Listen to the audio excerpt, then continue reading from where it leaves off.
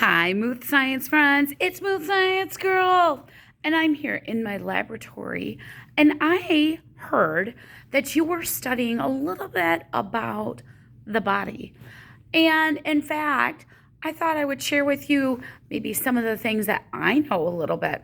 So I believe it was a story about an owl, right? And an owl seeing a mouse, I believe.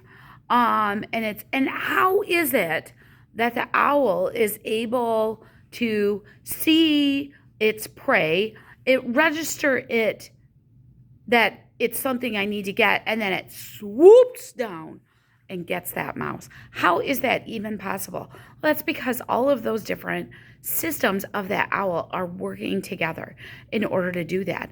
And in fact, you're going to be exploring how they can work their talons to grab that mouse. But I thought I'd share with you maybe the two other things that are working in those components for that owl to actually see the mouse and then it register, okay? So stay tuned with me.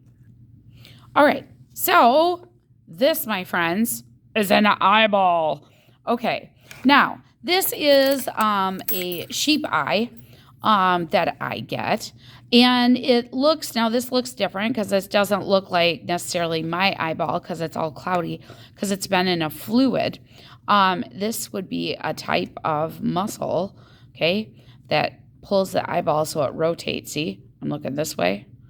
And then there's another muscle that pulls it going this way. And then, oh, I want to look this way. I want to look this way. Okay. So I don't even need that on there. I'll just cut that off. Okay. So I've got this eyeball and I'm going to go ahead and I'm going to slice into this eyeball like this. Now I have to be careful because the eyeball is filled with fluid. Ooh, I have a very dull razor blade, I guess. Oh, there we go. Okay, and once I get through, I don't want to push because I don't want to have fluid come squirting out at me. So I'm going to you can kind of see some of the fluid is coming out. So I'm going to cut around here.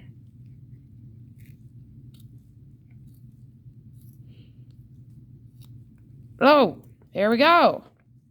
All right, so here's the front of my eye.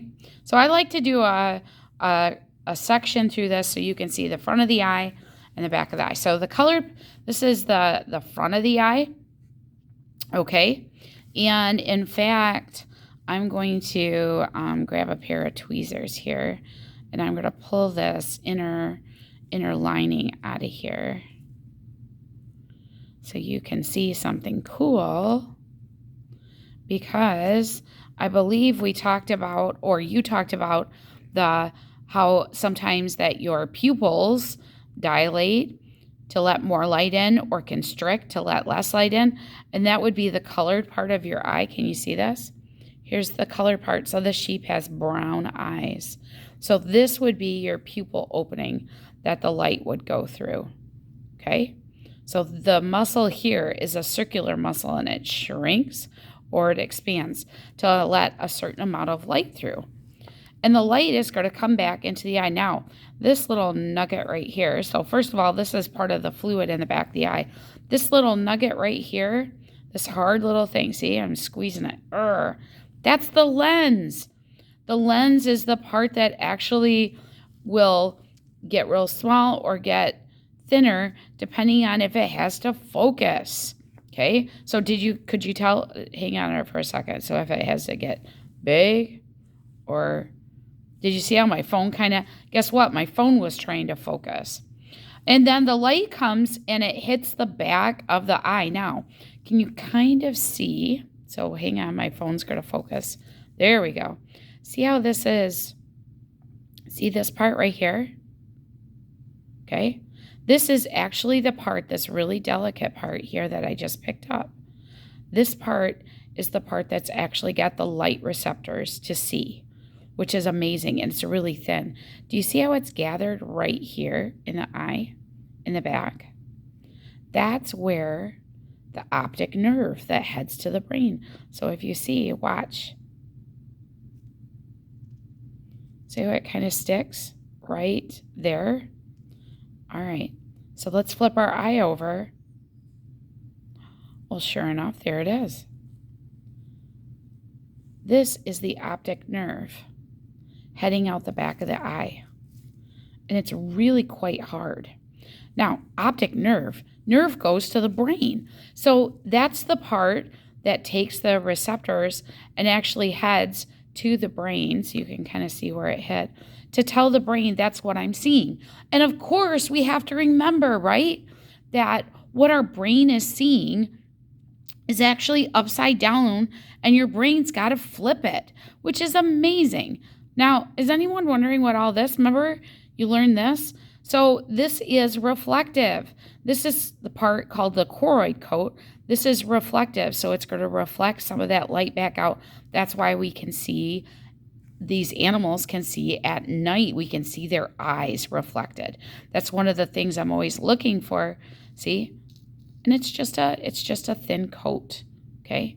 That's actually on. This eye is not squishy. It's actually quite hard. And you saw how long it took me to actually get that cut open, didn't you? Okay?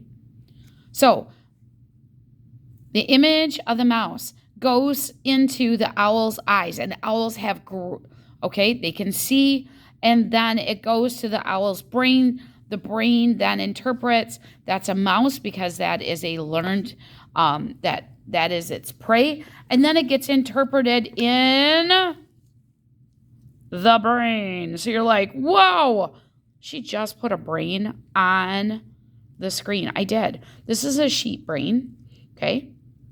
So these are this is the larger part. This is the thinking part of the brain and the feeling and things like that. This is a different part of the brain for balance.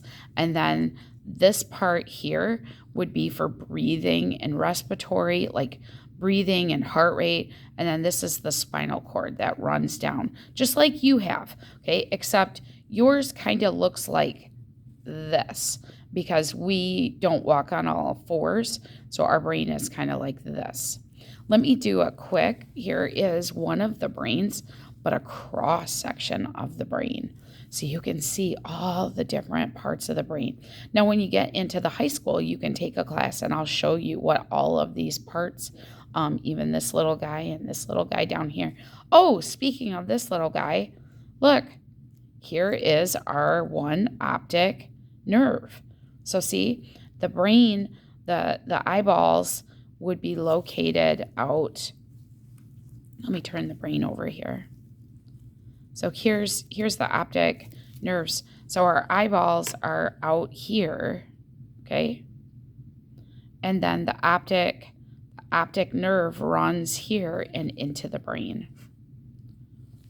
And then the brain then will send a signal, of course, back out through the spinal cord to the rest of the owl to get his talons ready to fly, to hit just at the right moment, all of those things. It's a very well-coordinated system from the brain. There's several things, okay, that are happening that take the brain. And, of course, the eyes are still working. It's not like the owl has his eyes closed. The eyes are still working to keep focused on that mouse so that those talons can grasp around that mouse and it can take off altogether. So I certainly hope that you enjoyed that little lesson. I know I did. I think the body and organ systems, not just of humans, but of animals, is an amazing thing. And I don't have talons, and I know that if I were to swoop out of the sky, I would have a difficulty trying to get that mouse. But we're all a little bit different, and we're designed for being able to hunt in a certain way. And I think that's amazing. And I think that's what gains a lot of respect, I think, for me, for different animals. Because thank goodness, I don't have to go out and catch my mouse. For today, I would have been probably still hungry for breakfast. Just want to give a quick plug. Don't forget, we have List Science Night coming up on January 25th, and it's going to be tons of fun. Of course, I'll still have some more human body stuff out there, but also rockets, and I've got some drones coming, and it's going to be a great time. So bring your mom and dad, and you can have a science-tastic night. All right, friends, hope you have a great day and keep learning. Okay, stay sciencey. Bye-bye.